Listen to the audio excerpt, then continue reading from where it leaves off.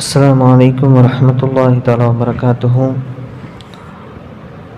أعوذ بالله من الشيطان الرجيم. بسم الله الرحمن الرحيم. ஐந்து நிமிட மதரசா குர்ஆன் ஹதீஸின் ஒளியில் ஒன்றாவது தலைப்பு இஸ்லாமிய வரலாறு. அன்னலார் ஹதிஜா நாகியை மனம் புரிதல். அண்ணல் நபி ஸல்லல்லாஹு அலைஹி வஸல்லம் அவர்களின் முதல் நிக்கா மக்காவை சேர்ந்த சிறந்த பெண்மணியான கதிஜா பின்த் குவைலித் என்பவருடன் நடந்தது. இவர்கள் மிக பெரும் செல்வ சீமாட்டி ஆவார்கள். இவர்கள் ஏற்கனவே 2 முறை திருமணமாகி விதவையானவர்கள். அதன் பிறகு குறைசி குல தலைவர்கள் 2 பெண் கேட்டு வந்ததை தவிர்த்த கதிஜா ரலியல்லாஹு அன்ஹா அவர்கள் அன்னலாரின் நேர்மை, நியாயம், நற்குணம் ஆகிய அரிய பண்புகளை கண்டு திருமணம் செய்து கொள்ள தூது அனுப்பினார்கள். இது சம்பந்தமாக தமது சிறிய தந்தை அபு தாலிப் அவரிடம் அன்னலார் தெரிவித்தார்கள்.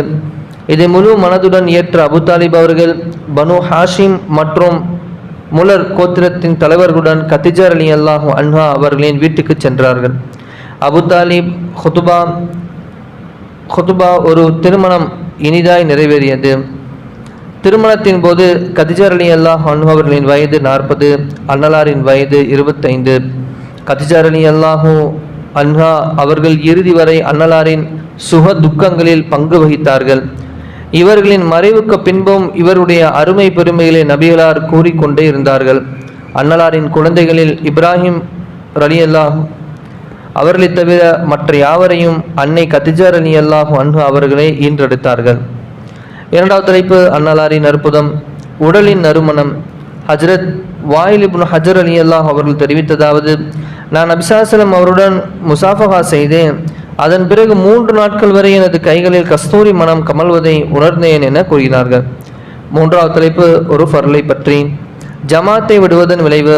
அப்துல்லாஹ் பின் அப்பாஸ் ரலியல்லாஹு அன்ஹு அவரிடம் ஒருவர் வந்து, ஒரு மனிதர் பகல் முழுவதும் நோன்பு வைக்கிறார், இரவெல்லாம் வணக்கம் புரிகிறார்கள், ஆனால் ஜும்மாவிலும் மற்ற ஜமாத் தொழுகையிலும் சேருவதில்லை. இவரை பற்றி என்ன கருதுகிறீர்கள் என கேட்டார்கள். இப்படிப்பட்டவர் நரகவாசி என்பதாக அப்துல்லாஹ் பின் அப்பாஸ் ரலியல்லாஹு அவர்கள் பதிலளித்தார்கள். நான்காவது தலைப்பு ஒரு சுன்னத்தை பற்றி. நில நடுக்கத்திலிருந்து பாதுகாப்பு பெறும் துவா. அண்ணல் நபி ஸல்லல்லாஹு அலைஹி வஸல்லம் அவர்கள் இந்த துவாவை ஓதினார்கள். அல்லாஹும்ம இன்னி அஊது பி அஸ்மதிக அன் உக்தால மின் தஹ்தி. யா அல்லாஹ், உனது மகத்துவத்தின் பொருட்டால் பூமியின் புதைந்து போவதிலிருந்து பாதுகாப்பு தேடுகிறேன் என்பதாகும். ஐந்தாவது தலைப்பு ஒரு முக்கிய அமலின் சிறப்பு. ஒருவருக்கொருவர் சலாம் முசாபஹா செய்தல். 2 முஸ்லிம்கள் சந்திக்கும் போது முசாபஹா செய்வது, ஒருவரை ஒருவர் பார்த்து புன்னகை செய்வது, இவை யாவும் அல்லாஹ்விற்காகவே இருக்குமானால் அவ்விருவரும் பிரிந்து செல்லும் முன் அவர்களின் பாவங்கள் மன்னிக்கப்படுவதாக அண்ணல் நபி ஸல்லல்லாஹு அலைஹி வஸல்லம் அவர்கள் கூறுகிறார்கள். இந்த ஹதீஸ் பராவ் பின் ஆஜிப் ரலியல்லாஹு அன்ஹு என்ற சஹாபி அறிவிக்கின்றார்கள். தபரானி அவசரத்திலே பதிவு செய்யப்படுகிறது. ஆறாவது தலைப்பு ஒரு பாவத்தை பற்றி. அல்லாஹ்வின் தூதரையும் நோவித்தல். குர்ஆனில் அல்லாஹ் தஆலா கூறுகிறான், எவர்கள் அல்லாஹ்வையும் அவனது தூதரையும் நோவினை செய்கிறார்களோ அவர்களை நிச்சயமாக அல்லாஹ் இம்மையிலும் மறுமையிலும் சபிக்கின்றான், மேலும் அவர்களுக்கு இழிவு தரும் வேதனையும் சித்தப்படுத்தி இருக்கின்றான் என சூரா அஹ்ஸாபிலே அல்லாஹ் கூறுகிறான். 7வது தலைப்பு உலகத்தை பற்றி. செல்வம் மற்றும் குழந்தைகளின் மோகம். குர்ஆனில் அல்லாஹ் தஆலா கூறுகிறான், செல்வத்தையும் மக்களையும் ஒருவருக்கொருவர் அதிகமாக தேடிக்கொள்வது உங்களை அல்லாஹ்வை விட்டும் பாராமுரமாகிவிட்டது, நீங்கள் மன்னரைகளை சந்திக்கும் வரை. 8வது தலைப்பு மறுமையை பற்றி. நரகவாசிகளின் அழுகை. நரகவாசிகளுக்கு அழுவதை ஒரு தண்டனையாக சாட்டப்படும். அவர்கள் அழுது அழுது கண்ணீர் வற்றிவிடும். அதன் பின்னர் இரத்தம் கண்ணீராக வடியும். இரத்தம் வடிந்து வடிந்து கண்கள் பெரிய ஓடை அளவுக்கு விரிந்து கொள்ளும். அதில் ஒரு தேனியை விட்டாலும், அதாவது அதிலே ஒரு தோனியை விட்டாலும் அதுவும் ஓடும் என நபி ஸல்லல்லாஹு அலைஹி வஸல்லம் அவர்கள் நரகவாசிகளுக்கு அழுகை என்னும் தண்டனை பற்றி விவரித்தார்கள். 9வது தலைப்பு நபி வழி மருத்துவம். மூளை பலவீனத்திற்கு சுரைக்காய். நீங்கள் சுரக்காய் சாப்பிடுங்கள், இது அறிவை பெருக்குவதுடன் மூளைக்கு வலுவளிக்கிறது என நபி ஸல்லல்லாஹு அலைஹி வஸல்லம் அவர்கள் கூறினார்கள். 10வது தலைப்பு அன்னலாரின் அறிவுரை. அண்ணல் நபி ஸல்லல்லாஹு அலைஹி வஸல்லம் அவர்கள் ஒருவருக்கு அறிவுரை வழங்கும் போது பாவம் செய்வதை குறைத்து கொள்ளுங்கள், உங்களுக்கு மரணம் எளிதாகும். கடன் வாங்குவதையும் குறைத்திடுங்கள், நீர் சுதந்திரமாக வாழ்வீர் என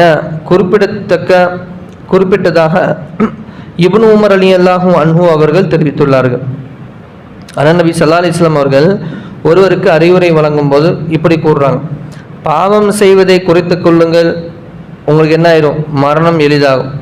கடன் வாங்கிறத குறைச்சிடுங்க, நீங்கள் என்ன செஞ்சிருங்க, சுதந்திரமாக வாழ்வீர்கள் என பெருமானார் ஸல்லல்லாஹு அலைஹி வஸல்லம் அவர்கள் தன்னுடைய தோழருக்கு அறிவுரை பகர்ந்தார்கள்.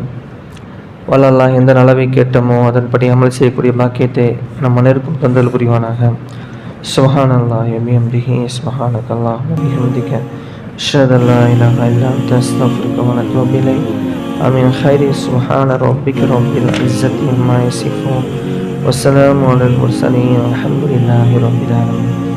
ஸல்லல்லாஹு அலா முஹம்மத் ஸல்லல்லாஹு அலைஹி வஸல்லம். ஸல்லல்லாஹு அலா முஹம்மத் ஸல்லல்லாஹு அலைஹி வஸல்லம். ஸல்லல்லாஹு அலா முஹம்மத் யா ரப்பி ஸல்லல்லாஹு அலைஹி வஸல்லம். அஸ்ஸலாமு அலைக்கும் வரஹ்மத்துல்லாஹி தஆலா வ பரகாத்துஹு.